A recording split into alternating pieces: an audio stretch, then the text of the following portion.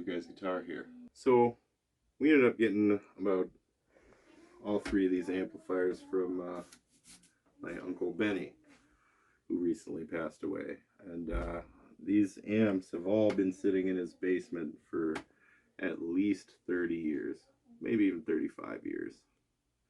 So I think the name of the game is going to be to clean them up and see if we can get them to work again. I don't know if you could see the back of this, but look in there.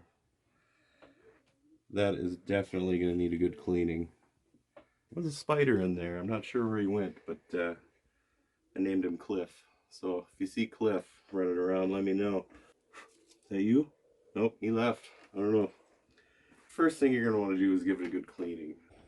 So we're going to use these bad boys.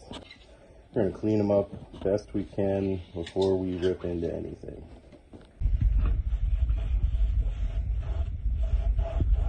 $40 years worth of sitting in a basement dust.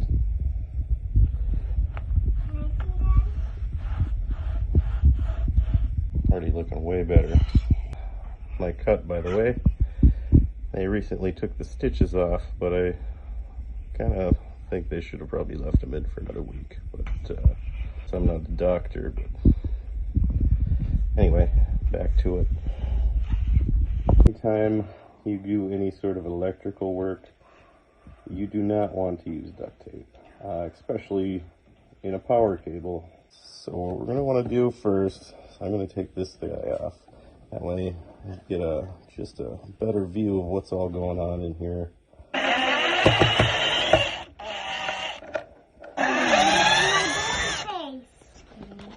If it was a scam, then nobody would watch our videos.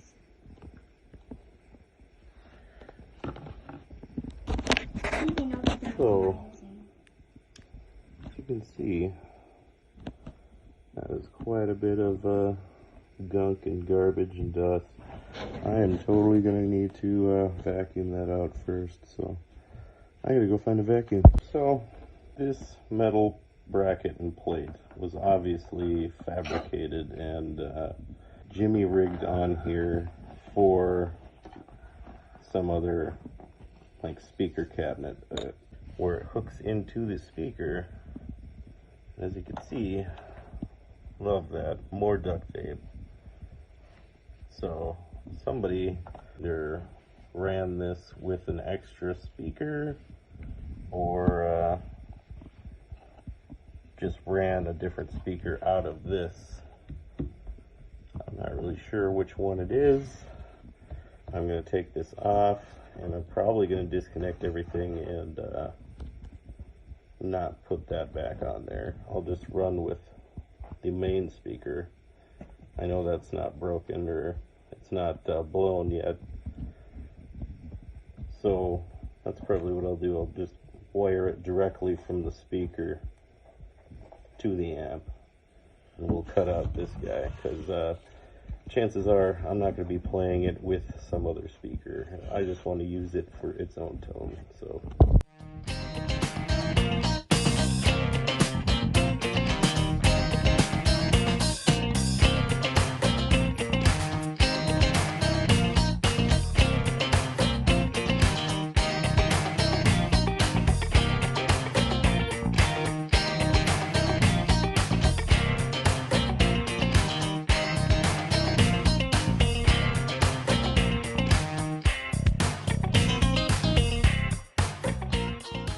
There's a couple of screws on the inside block, 2 on each side, that drop the speaker panel out itself.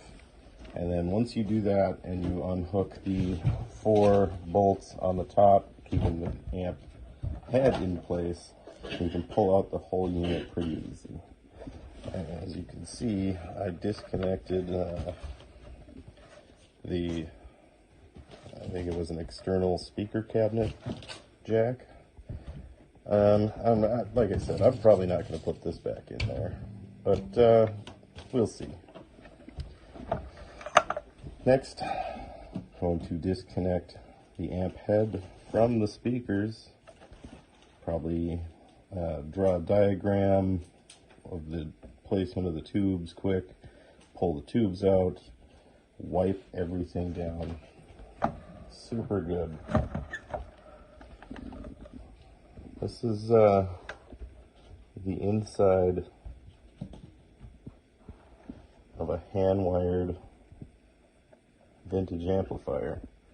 Yeah, that's why these things don't really get much better than this. This is vintage from 1966, so all this was wired in 1966.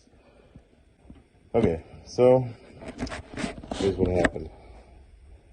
I got a diagram of all the stuff on here, because I want to remember where it goes, so I just made sure I wrote the labels off these down so I know which ones go where, including on this one.